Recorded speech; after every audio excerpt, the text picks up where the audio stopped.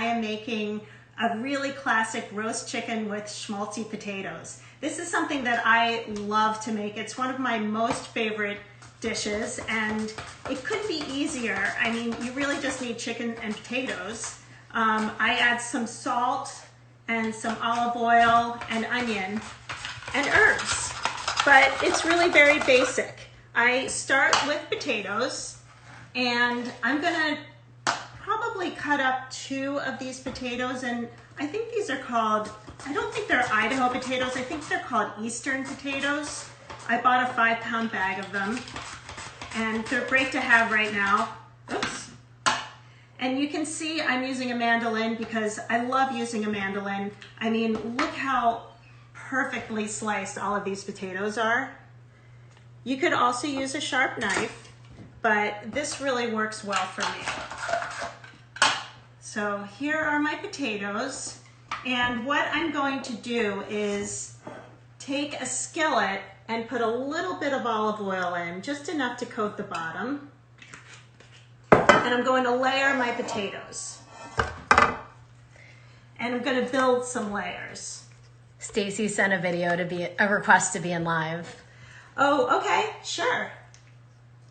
Hey, Stacy. It's waiting to hear back. This looks amazing. Okay, so I have some potatoes in the bottom, and I'm just going to sprinkle a little salt. I'm not. Stacy's on. Hey, how are you? Hi, are you making chicken too? No, I'm actually making your apple loaf. You know, the delicious apple bread. Chunky apple bread. Yeah. Yeah, that's the best, isn't it? Yep, I love it. I didn't mean to interrupt you, and I'm gonna get off the video because I look like pure crap. So go. I'm gonna watch you make the potatoes. You're the best. I miss Bye. you. Okay, I'm still here. You look beautiful. Okay, so I put my discarded onions in my compost bowl, and I'm doing the same thing with the onion.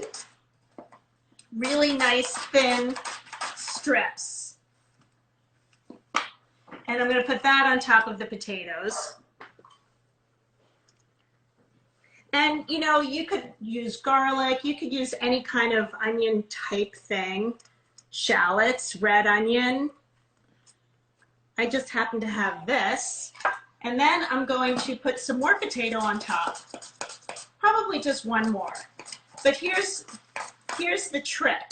The chicken is going to go on top of that, the potatoes and the onions, and as it cooks in the oven, all of the chicken fat is going to drip into this great mixture, and that's where the schmaltzy potatoes come from. Okay, so I'm going to move this over here so it's easier for you guys to see.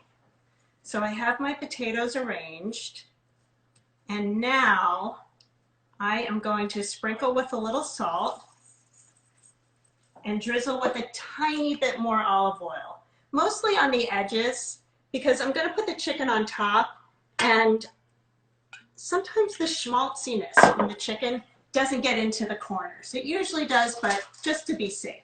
So here I have a chicken, and this is a pretty big chicken. I think this is about like a 4.5-pound chicken. I wouldn't go any higher. You want to start with a chicken that's like 3.5 to 4.5, 5 pounds. Like the really huge ones, I think are too big. If you're cooking for a whole lot of people, get 2 smallish ones. So this one is perfect. And I laid my chicken on top of my potatoes. And what I like to do is stick some herbs in the cavity, just like that. And I am going to tie the legs. This isn't absolutely necessary. The reason why it's done is because it keeps them from like hanging out there and getting too burned. I also really like the look of it. I think it's really pretty to have it tied like this. The wings can also be tied, and that's sort of a little bit more complicated for trussing a chicken. I think it's too much for home cooks. So what I usually do is just tuck the wings underneath. But what I find is when I'm cooking this in the oven, the wings always pop back out, and it doesn't matter. I mean, it's fine, it's home cooking.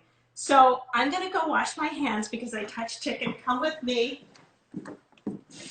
While I'm doing this, I wanna thank all of you for asking me so many wonderful questions, not just about chicken, but about everything. I love the little community that we're establishing. It is the best. I feel so connected and so happy, and I just love doing this. So keep the questions coming, whether it's about chicken or something you want me to cook. I am cooking every day and so happy to do just anything, and I'd love to learn from you. Okay, so here's where a little secret comes in. This could go right in the oven right now. All I'm doing is putting some salt right on top, and this is kosher salt. And I'm going pretty heavy-handed with the salt because I really like it. But the secret is you want to put this whole thing in the fridge overnight.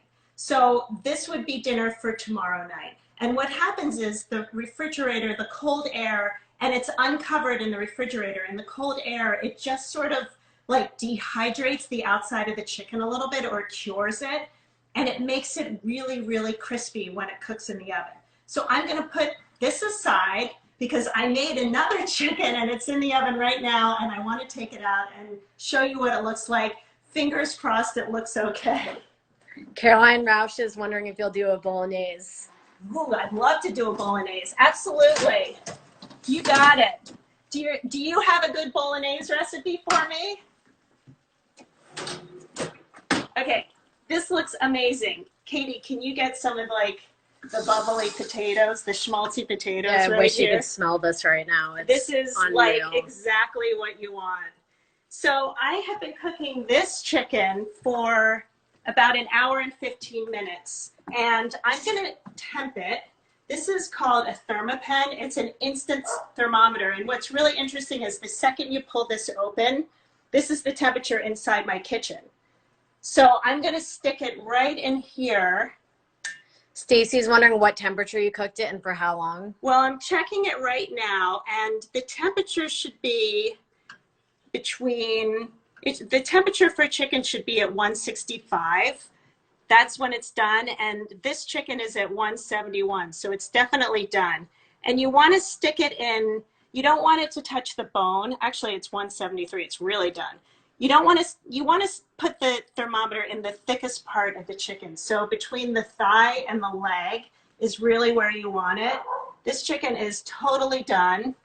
I am going to, I'm going to let this rest for a little bit.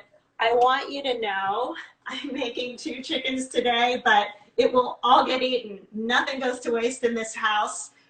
We will eat chicken for dinner tonight. I'm going to make chicken salad tomorrow. I'm going to make chicken stock with all the bones, and then everything's going to get composted into my garden. So if you want my chicken salad recipe or my stock recipe, just DM me or ask me, and I'd be happy to give it to you.